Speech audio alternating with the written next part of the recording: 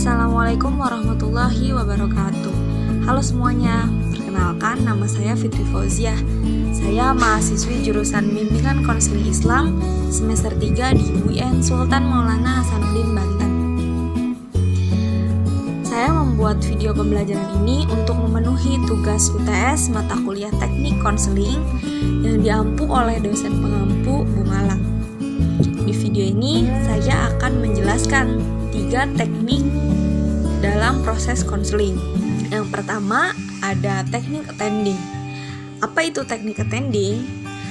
Teknik attending adalah cara konselor memusatkan perhatian kepada klien agar klien merasa dihargai dan terbina suasana yang kondusif pada saat proses konseling berlangsung. Nah, dengan adanya teknik attending dari konselor ini akan meningkatkan harga diri klien. Karena dia dihargai atau karena klien merasa dihargai, maka klien tersebut merasa harga dirinya itu meningkat gitu.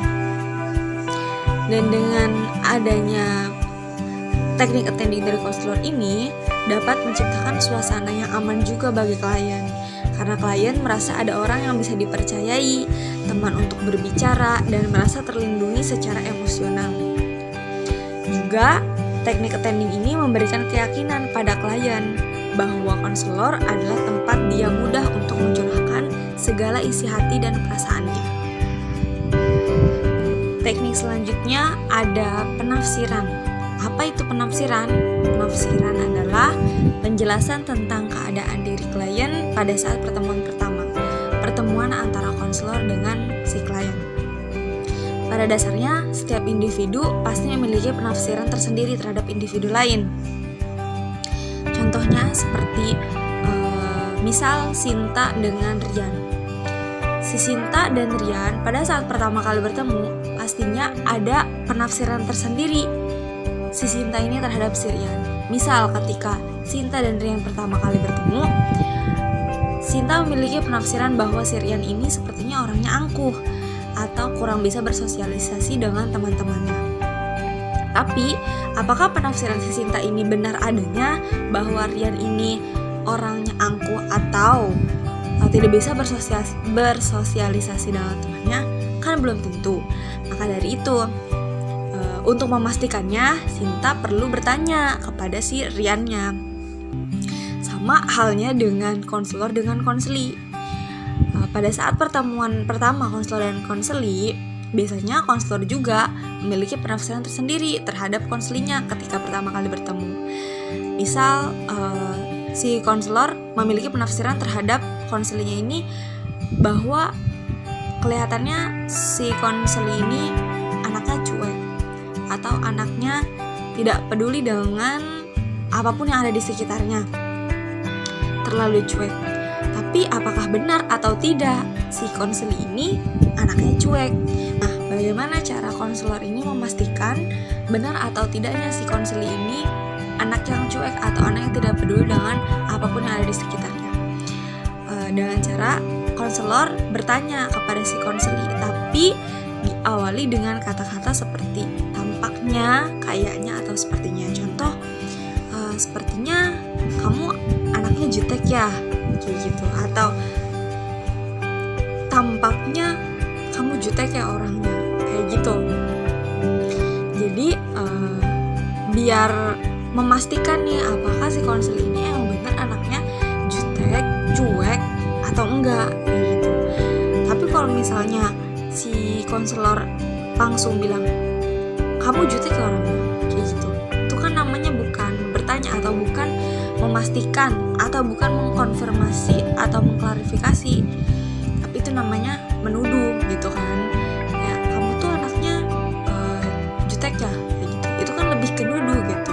Tapi kalau si konselor mengawali kata-kata dengan tampaknya, kayaknya, sepertinya kamu anaknya cuek ya, itu kan apa? Pasti si konselor berpikir kalau si konselor ini bertanya gitu, sekaligus mengkonfirmasi atau mengklarifikasikan kepada dirinya gitu. Jadi kan si konseli pasti jawabnya oh iya, saya agak sedikit cuek, Bu gitu, saya agak sedikit jutek memang orangnya gitu. Oh berarti benar penafsiran si konselor ini. Tapi kembali lagi, kalau misalnya si konseli tidak jutek atau tidak cuek, pasti dia akan bilang enggak sih, saya biasa-biasa aja anaknya, saya nggak cuek gini-gini, saya gampang bergaul kok gitu. Oh berarti penafsiran si konselor ini salah, ternyata dia anak yang supel atau gampang bergaul kayak gitu. Nah, jika konselor mengawali pertanyaan dengan kata tampaknya, kayaknya, atau sepertinya, itu gunanya untuk apa? Gunanya untuk mengklaim atau mengklarifikasi benar atau salahnya penafsiran dari diri konselor ini kayak gitu. Dan teknik yang ketiga ada refleksi. Apa itu refleksi? Refleksi adalah keterampilan pembimbingan konselor untuk menuturkan kembali kepada klien tentang perasaan, pikiran, dan pengalaman klien sebagai hasil pengamatan terhadap perilaku verbal dan non-verbalnya si klien. Dan bagaimana contoh dari refleksi itu sendiri? Contoh misal ada klien yang berbicara seperti ini. Saya sebenarnya yakin banget bakal namatin sekolah pada usia sekarang, tapi saya gagal nyelesainnya gitu. Saya merasa bodoh.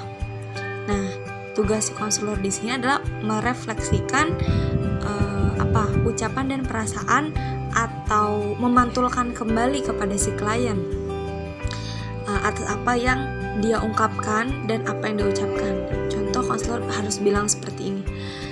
Jadi kegagalan itu yang nyebabin kamu ngerasa bodoh gitu. Jadi nanti si klien itu mikir lagi, oh iya, masa cuman gara-gara gagal saya nyalahin diri saya ngatain diri saya bodoh gitu.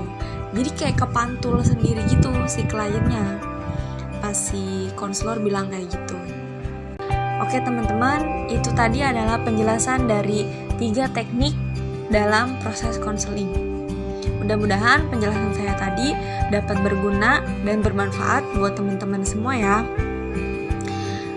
Baiklah, mohon maaf bila ada kata-kata yang salah atau bila ada penjelasan saya yang kurang lebihnya mohon maaf. Assalamualaikum warahmatullahi wabarakatuh.